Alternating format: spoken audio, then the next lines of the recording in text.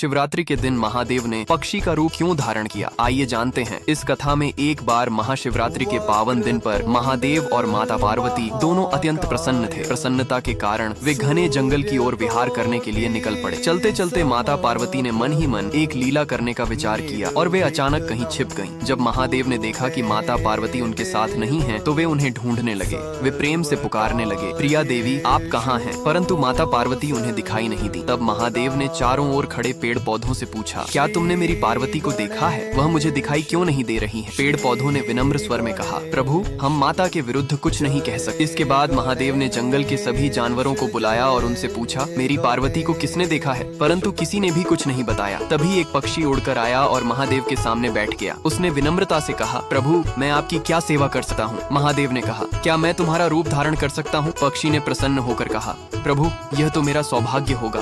तभी महादेव नीलकंठ पक्षी का रूप धारण कर आकाश में उड़ गए और अपनी मधुर आवाज में माता पार्वती को ढूंढने लगे। उसी समय माता पार्वती एक कमल के फूल के भीतर जाकर छिप गए। महादेव उस कमल के पास पहुँचे और बोले, देवी मैं इस फूल के भीतर नहीं आ सकता, क्योंकि यह फूल आपको अत्यंत प्रिय है। यदि आप बाहर नहीं आएंगी तो मैं चला जाऊंगा। परंतु माता पार्वती ने कोई उत्तर नहीं दिया। महादेव उदास मन से जंगल की ओर लौटने लगे। जब माता पार्वती ने देखा कि महादेव सचमुच चले जा रहे हैं, तो वे कमल से बाहर आईं और चुपचाप उनके पीछे चलने लगी। महादेव ने उनके कदमों की आहट सुनी और रुक गए। तभी माता पार्वती ने कहा, प्रिया स्वामी आप कहाँ जा रहे हैं? महादेव ने मुड़कर देखा तो माता पार्वती लज्जा से मुस्कुरा रही थी। तभी दोनों ने सर्प का रूप धारण किया और घने जंगल में नृत्य करने लगे। नृत्य करते करते महादेव के मस्तक से पसीने की बूंदें धरती पर गिरने लगी। माता पार्वती ने चिंतित होकर कहा, प्रिया स्वामी आपका पसीना इस भूमि पर गिर रहा है, इससे कोई अनर्थ न हो जाए। महादेव ने शांत स्वर में कहा, देवी चिंता मत करो। तभी पसीने की एक बूंद से एक और महादेव प्रकट हुए। उन्होंने आकर मूल महादेव के चरण स्पर्श की। फिर दूसरी बूंद गिरी और एक और महादेव प्रकट हुए। इस प्रकार लगातार पसीने की बूंदों से अनेक महादेव प्रकट होने लगे। यह देखकर माता पार्वती घबरा गईं। उन्होंने कहा, प्रिया स्वामी मुझे क्षमा करें, मैं आपसे हार गई हूँ। यह कहकर वे रोने लगी। महादेव हंसने लगे और बोले, देवी तुमने तो मुझे ढूंढ ही लिया। माता पार्वती ने कहा, मैं इतने सारे महादेवों को कहाँ रखूंगी? महादेव बोले, मैं स्वयं सबके लिए स्थान बना दूंगा। काशी विश्वनाथ, अमरनाथ और अन्य पवित्र स्थलों पर मैं अपने ही रूप में निवास करूंगा। वे स्थान सदा पवित्र रहेंगे, क्योंकि वहाँ मेरे ही अंश प्रकट हुए हैं। यह कहकर माता पार्वती ने महादेव का हाथ थाम लिया।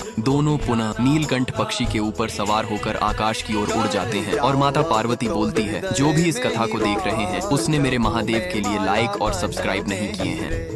महादेव ने क्यों नागिन के ऊपर अपने पैर रखे, आइए जानते हैं इस कथा में क्यों रखे हैं। कथा में एक बार माता पार्वती और महादेव साथ बैठकर बातें कर रहे थे। तभी महादेव बोले, देवी पृथ्वी पर रहने वाले असंख्य जीव जंतु और मनुष्य अपनी अपनी मनोकामनाओं के लिए मेरा व्रत रखते हैं, इसी कारण मुझे पृथ्वी पर जाना होगा। माता पार्वती ने स्नेह से कहा, हाँ मेरे प्रिय स्वामी आप अवश्य जाएं। तब महादेव बोले, देवी मार्ग में मुझे अक्सर भूख और प्यास लग जाती है, कुछ खाने पीने के लिए एक झोली में रख दीजिए। माता पार्वती ने एक झोली में बहुत सारे फल और जल रख दिया। महादेव वह झोली लेकर पृथ्वी की ओर चल पड़े। उधर एक नागिन पहले से ही उनका रास्ता देख रही थी। वह इधर उधर घूमती रही, पर महादेव को देखकर वह कुछ भी करने का साहस नहीं कर सकी। महादेव पृथ्वी पर पहुँचे और अपने सभी भक्तों को मनोकामना पूर्ण होने का आशीर्वाद दिया। सभी भक्त हर हर महादेव कहकर आनंद से जय जयकार करने लगे। भक्तों का प्रेम और श्रद्धा देकर महादेव अत्यंत प्रसन्न हुए। थकान के कारण वे झोली को अपने सिर के पास रखकर विश्राम करने लगे। उसी समय वह नागिन उनके चरणों के पास आकर बैठ गई। नींद में महादेव का पैर अनजाने में नागिन के ऊपर पड़ गया। इससे नागिन को पीड़ा हुई और वह जोर जोर से रोने लगी। महादेव की नींद खुली तो उन्होंने तुरंत कहा, मुझसे बहुत बड़ी भूल हो गई, मुझे क्षमा कर दो। अपने भक्तों की याद में मैं सो गया और अनजाने में तुम पर पैर रख बैठ। इसके बदले में मैं तुम्हें वरदान देना चाहता हूँ। नागिन रोते हुए बोली, क्या मैं जो वर मांगूंगी आप उसे पूरा करेंगे? महादेव बोले, हाँ अवश्य। नागिन ने कहा, मैं हर जन्म में आपके साथ रहना चाहती, मैं आपसे कभी दूर नहीं रह सकती। ये सुनकर महादेव चिंतित हो गए और बोले,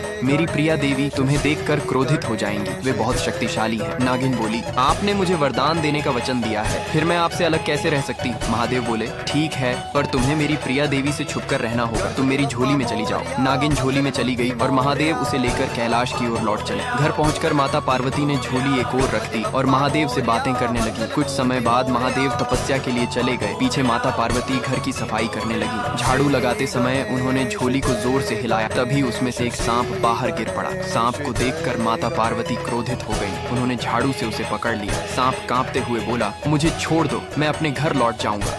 पर माता पार्वती बोली, मैं तुम्हें कभी क्षमा नहीं करूँ। उन्होंने एक गड्ढा खोदकर सांप को उसमें डाल दिया और ऊपर से मिट्टी डाल दी। कुछ समय बाद महादेव लौटे और बोले, देवी, मैंने इस नागिन को अपने साथ रहने का वरदान दिया, कृपया इसे क्षमा कर दो। माता पार्वती बोली, अब बहुत देर हो चुकी, इसकी तो मृत्यु हो गई होगी, आपने यह बात मुझसे क्यों छिपाई? महादेव हाथ जोड़कर बोले, देवी, यह मेरी भूल थी, कृपया मुझे क्षमा करें। तब माता पार्वती बोली, इस जन्म में तो यह आपके साथ नहीं रह सकेगी, लेकिन मैं इसे ऐसा जन्म दूंगी जिसमें इसे हर समय पीड़ा होती रहे। इसके बाद माता पार्वती ने उस नागिन को बेल के पेड़ का जन्म दिया। महादेव मुस्कुराते हुए बोले, देवी, अब यह मेरे साथ कैसे रहेगी? माता पार्वती बोली, स्वामी, जो भी भक्त इसके पत्ते आपके ऊपर चढ़ाएगा, इसकी पीड़ा कम होगी, इसके पत्ते हमेशा आपके साथ रहेंगे। इसके बाद माता पार्वती ने बेलपत्र तोड़कर शिवलिंग पर चढ़ाए और प्रणाम किया। फिर उन्होंने कहा, जो भी भक्त सच्चे मन से बेलपत्र और जल चढ़ाकर मनोकामना मांगेगा, उसकी इच्छा अवश्य